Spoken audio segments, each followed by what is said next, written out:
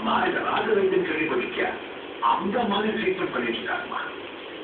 வீட்டை பொண்ணு பக்கத்துல இருந்து நகரவே மாட்டேங்கிறாருமா.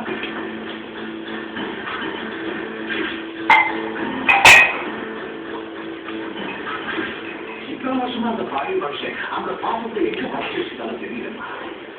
இவருக்கும் காட்டாத பாசத்தெல்லாம் மொத்தமா காட்டலாமா? அம்மா தாமரை இருந்திருந்தா எப்படி சந்தோஷப்பட்டு அவர் கையில நிறைய பணம் பொருள் இருக்கா.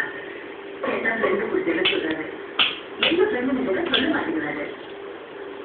சொன்னா நான் நம்ப மாட்டேங்கிறத சொல்றாரு. அம்மா இன்னும் சிந்தனை நம்ம தானே இருக்கேன். அந்த புது ஃப்ரெண்ட் யாருன்னு என்கிட்ட சொல்லல. உங்ககிட்ட சொன்னார சொல்லுங்க. நீங்களாவது கேட்டீங்கப்பா. கேட்டீங்கப்பா. அந்த பணம் நல்ல வழியில வரதா எனக்கு தெரியுதுப்பா.